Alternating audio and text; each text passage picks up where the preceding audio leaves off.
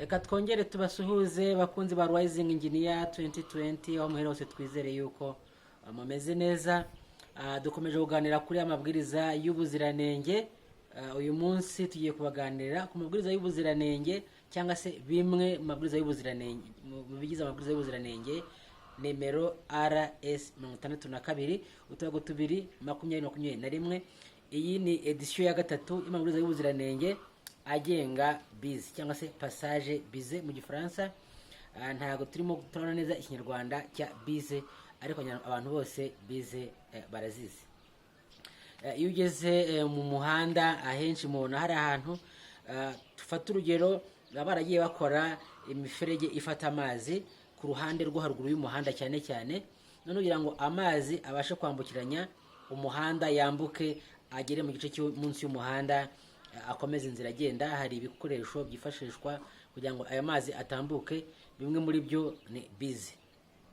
Amazi ashobora guca muri bize, ashobora guca mu biraro cyangwa amateme, ariko none reka uyu munsi turebe kuri bize, turebe icyo amabwiriza y'ubuziranenge y'u Rwanda avuga kuri bize.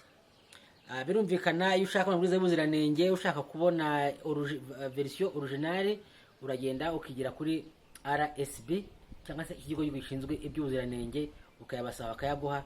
Ushobora kubona uyaguze ukayishyura ukayafata ukayatwara, cyangwa se ukajya muri library yabo hanyuma ugasoma ku buntu ukigenda nkuko natwe twabikoze. Uragenda ugasaba bakaguha library access kuri library yabo ugasoma.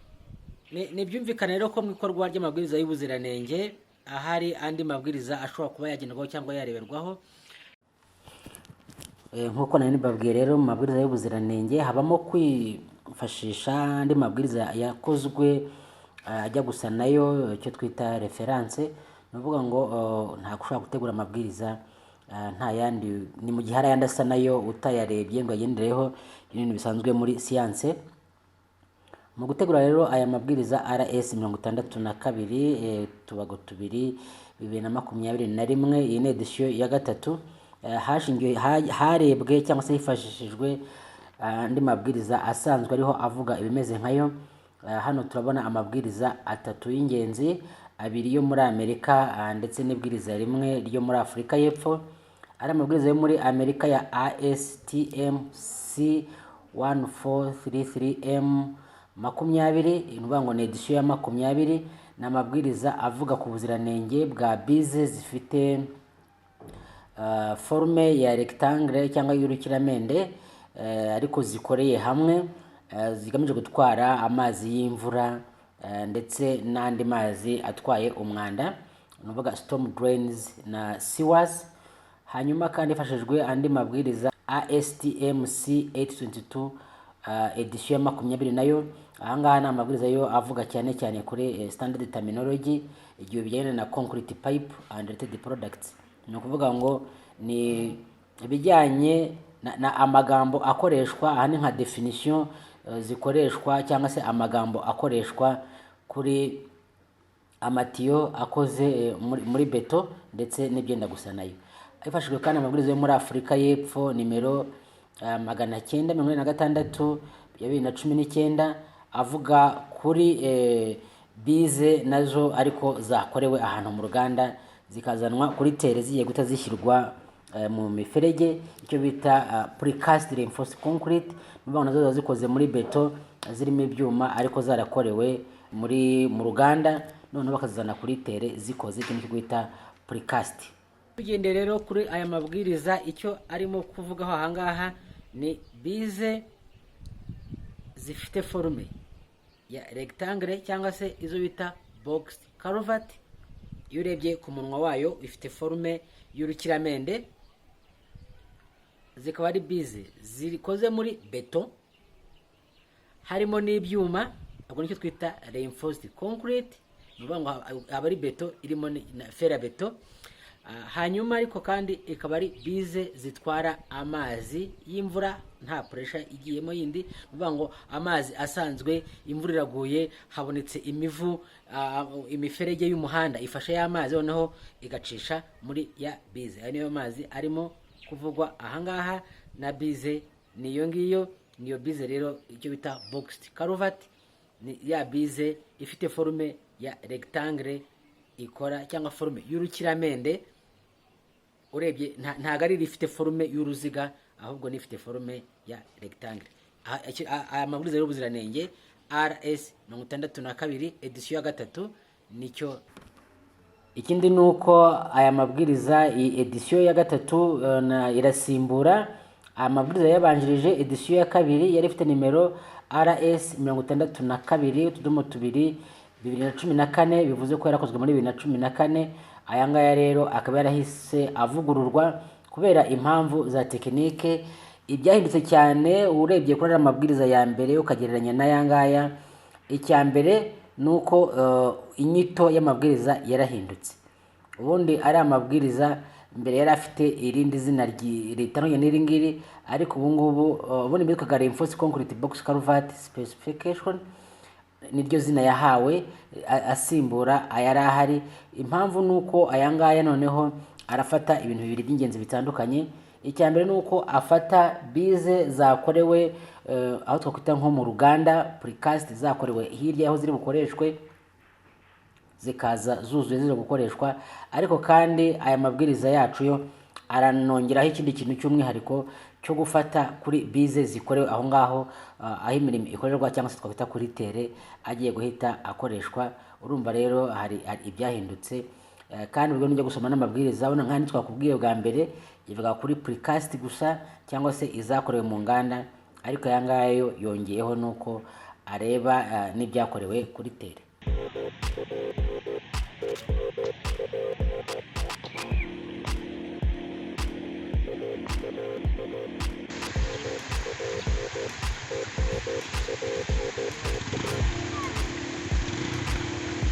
Ikindi dusanga muri amabwiriza y'ubuziranenge ni ibipimo byari byiriya bize. Ni ukuvuga ngo bize zigira ibipimo.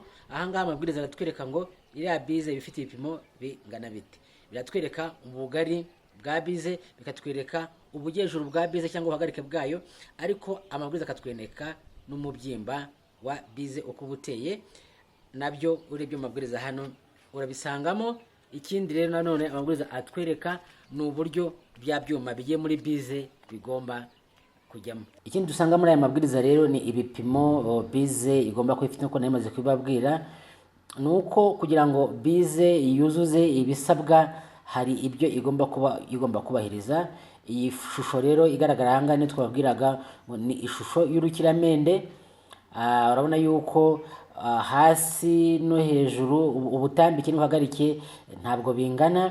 Iyi bize iratwereka uko igipimo bigenda bingana, katwerekamo imbere muri bize uciyemo imbere ahanyura amazi, katwereka urukuta rwa bize ruhagaze, ariko kandi banatwereka umubyimba wa bize igice cyayo cyo hasi ndetse n'umubyimba wo hejuru.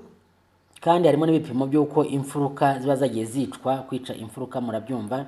Urabona ubundi aho ubutambike n'ubuhagarike bihurira hakaba harimo imfuruka igororotse, ariko noneho kuri iyi bize ubona yuko hashyizemo akantu gatambitse gatuma za mfuruka zitagororotse, nicyo twita kwica imfuruka. Biragaragaza rero ubuhagarike n'ubutambike nabyo nk'uko murimo kubibona hano muri aya gishushanyo twavanye muri aya mabwiriza. Iki ntabwo ari igishushanyo cyacu, nicyo twakuye muri aya mabwiriza. Dukomeza rero gusesengura aya mabwiriza yacu, reka no tugere kuri beto ikoze ziriya bize za box culvert. Noneho beto yo igomba kuba yujuje ibiki bisabwa bigendeye kuri amabwiriza y'ubuziranenge. Ikindi aya mabwiriza atubwira, aya ni amabwiriza RS 62 ya 2021, ni edition ya 3. Nuko atubwira kuri beto igomba kuba ikoze ariya ziriya bize. Baratubwiramo sima igomba kujyamo igomba kuba ingana gute. Mujya mwumva ntavuga yuko abantu b'iki gihe abafundi b'iki gihe ngo barya sima, kera bitarabagaho. Ubwo rero nta kurya sima, byibura inkeya yajyamo nuko muri metero kibe imwe hajyamo byibura sima 350.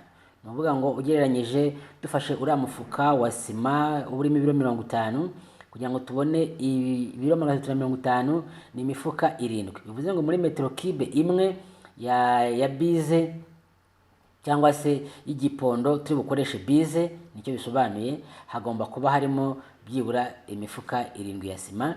Ikindi uko agomba kujyamo amazi. Aya mazi kandi agomba kuba ari amazi meza nayo yujuje ibipimo bisabwa, atifitemo umwanda wakwangiza beto cyangwa se ibyuma.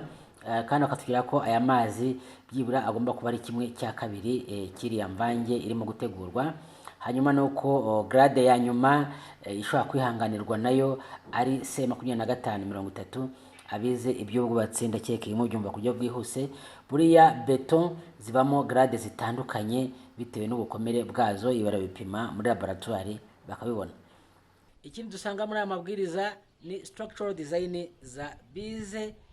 Nuvuga ngo amabwiriza asobanura ngo imbere muri bize hagomba komeza gute, hagomba kuba harimo ibihe byuma cyangwa se nabwo bigomba kujyamo gute, spacing hagati y'icyuma n'ikindi gigomba kuba ingana ite, dimension y'ibyuma bayibara gute.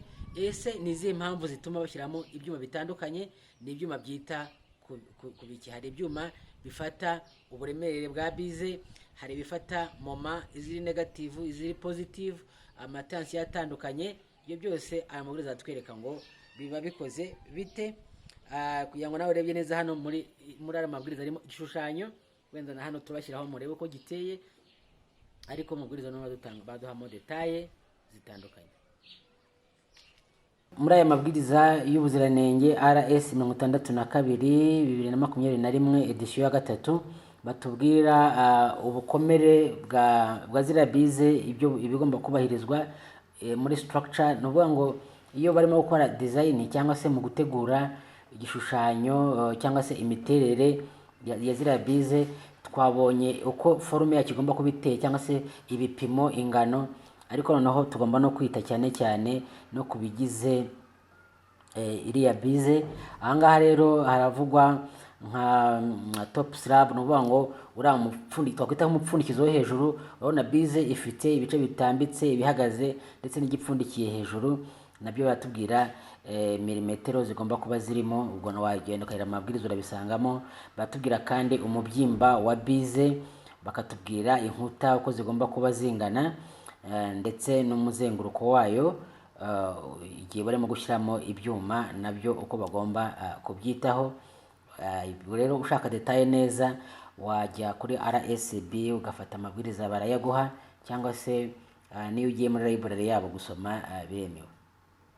Ikindi dusanga muri aya mabwiriza y'ubuziranenge ni ibipimo bitandukanye bize igomba kuba ifite. Harimo nominal size, dimension. Ubwo turacyashakisha mu Kinyarwanda ko twabyita, ariko nuvuga ngo ibipimo bitandukanye. Hano dufitemo tableau igenda itwereka uko imbata yuko bize ibipimo bya bigomba kuba byuzuye. Yango ifite ibipimo byuzuye, ibipimo bapima bigomba kuba bite. Ese aho bize zihurira agomba kuba hakoze hate? Icyo nicyo bita joints. Joints ni hariya bize ibifatanira n'indi. Murabizi ko bize iyo tugiye kuzikoresha mu muhanda zizara amapiyese atandukanye, noneho piyese kugenda ihuzwa n'indi. Batubwira kandi ngo gihe baye ngombwa yuko wenda kuri ya mibare habaho kwibeshya gatoya, ibipimo ntarengwa ni ibihe. Bakatubwira kandi, ngo ndavuga muri aya mabwiriza, bakatubwira imikorere ndetse no kunoza umurimo mu gihe barimo gukora amabwiriza, barimo gukora amabize. Kandi bakanatubwira uburyo bwo gufata echantillon cyangwa se sampling mu gihe bagiye gupima ari amabize muri laboratoire. Birumvikana iyo ufite umushinga munini harimo amabize menshi, ufite amabize 200, 300, 400, 500, hari biba bigomba gufatwaho ibipimo bigatwarwa muri laboratoire. Iyo rero hano amabwiriza atubwira ngo igihe ugiye gufata ibyo bipimo urafata bize zingahe, muri zingahe wari uzakoreshe. Ikindi amabwiriza akakubwira ngo cost cyangwa se igiciro kiri bugende kuri ibyo bintu ni ikihe, ndetse bakanatubwira n'uburyo biri bukorwemo.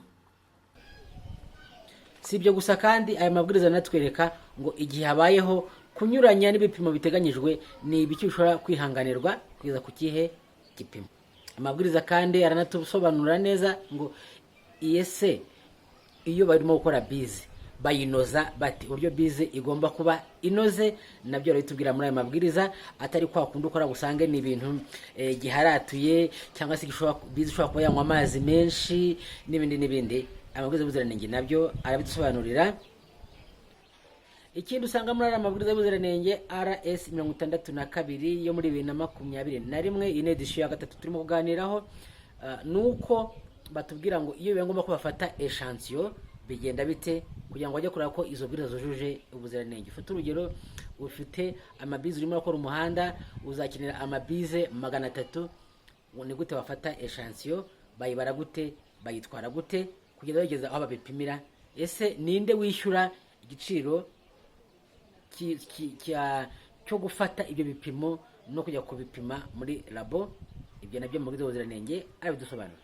Ikindi mu mabwiriza y'ubuziranenge adusobanurira ni uburyo noneho ni ibihe bipimo bifatwa. Uvuga ngo ufashe bize ukazitwara kujya kuzisuzumisha ubuziranenge, ni ibiki bareba, ni ze teste bakora. Ahangaha rero baratubwira physical test zikorwa arizo zipimwa kuri bize, birumvikana. Nuko batubwira ngo ni ibihe bipimo igomba kuyujuje. Iyo bageze muri labo ni ibiki bapima. Reka rero tukwereke ngo ni ibiki bapima dukurikije ko twabibonye muri aya mabwiriza y'ubuziranenge. Zimwe muri test rero zikorwa cyangwa se ibipimo bifatwa igihe barimo kureba ubuziranenge bwa ziriya bize twavugaga, harimo physical test. Physical test ni kureba ibintu bigaragara kuri bize bifatika. Dufata urugero nko kureba yuko bize igororotse, ibyo nabyo ni kimwe mu bipimo bifatwa. Ikindi bakareba yuko ibyuma babitwikiye neza na beto. Hari ukuntu abantu bamena beto noneho bamara kuvanaho ibyari ziramba baba bashyizeho inyuma, ukabona ibyuma biragaragara inyuma, bira ntago ari byo. Kigihe nabyo kuri ziriya bize birapimwa. Ikindi ni compression test, squareness test. Ahangaha ni ukureba kuri wa munwa wa bize usohoka. Nababwiye ko iyi bize ifite ishusho y'urukiramende, ni ukuvuga rero ni ukureba niba ibipima kuko bimeze neza uko biteguye urebeye ku munwa wa bize. Ikindi ni compression test. Ahangaha ni ukureba ngo ese iyi bize ifite ubushobozi bwo kwakira uburemere buteganywa, uwabiteganyije ateganya, kuko nari nababwiye yuko bize yakira uburemere bw'ubutaka buri hejuru, ariko ikanakira n'ibiro by'imodoka zihanyuze, kandi izi modoka ziba zipakiye akenshi. Ubwo rero nabyo bigomba gupimwa bakareba ko ibyo byose iyi bize ishobora kubyihanganira. Ikindi bareba ni water absorption test. Ni ukureba niba bize itanywa amazi ku gipimo birengeje. Muzi ko twabivuze hariya mu ntangiriro yuko bize zigenewe gutwara amazi y'imvura. Igihe rero bize inywa amazi cyane, urumva ibyo bishobora kubyara ikibazo cy'uko iba ifite imyenge myinshi, ibyo bikaba byagabanya ubushobozi bwayo bwo gutwara, bw'ubukomere bwayo bwo kwakira ibiro yabasha kwakira nko mu gihe cy'imvura imaze igihe kirekire igwa. Bikaba byatuma rero bize yasenyuka ikagwamo, hanyuma n'umuhanda nawo ukagwamo. Ibyo rero ni bimwe mu bipimo bifatwa igihe bibaye ngombwa yuko bize bayitwara muri laboratoire. Ariko si ibyo byonyine, hari n'ibindi byinshi. Hari nko kuba bareba nk'igihe basanze yarasadutse, icyo bita cracks, bakareba ubugari bw'izo cracks, bakabipima, bakaba niba ari ibintu kuko bishobora kwihanganirwa. Hari byinshi byapimwa, amabwiriza y'ubuziranenge arabitubwira. Yego, birumvikana rero iyo umuntu arimo gusoma amabwiriza nk'aya ngaya, ntabwo wasoma ibirimo byose ngo ubirangize, ariko nawe ni umwanya wawe kuba wagenda ukajyamo ukisomeramo ibintu bitandukanye. Ngiye kinari nkubwiye kwari kugira ngo ngusogongerere, hanyuma ngusogongeze nawe wumve ibirimo amabwiriza y'ubuziranenge. Ariko nawe ushaka kubibona en detail cyangwa se ku buryo burambuye neza, wasaba amabwiriza y'ubuziranenge. Araboneka mu buryo butandukanye, ushaka kuyabona uyaguze, birumvikana. Ikindi ushobora kujya kuri RSB ukasaba yuko bagutiza muri library, ukicara ugasoma ukigendera. Ibyo nabyo birashoboka. Ubwo rero urumva yuko ari uburyo bwinshi kugira ngo mu by'ukuri umenye nk'ubu ngubu bugere ku bantu. Reka tubashimire ko mwakurikiye rero iki kiganiro cyacu cy'uyu munsi. Tugiye kubashakira andi mabwiriza tugiye kuba tubasomera, ariko namwe mwatubwira ayo mwifuza, cyane cyane ari muri engineering. Hari uburyo bubiri wakkoresha. Uburyo bwa mbere ni ukwandikira hasi muri comment ukatubwira ese ubundi urashaka ko tukurebera iki mu yahe mabwiriza. Uburyo bwa kabiri ni uko watwandikira kuri email yacu riseengineer bifatanye @riseengineer2020@gmail.com. Reka tubashimire dusoreze aha ngaha, ni ubutaha. kuri Rising Engineer 2020. Mugira amahoro.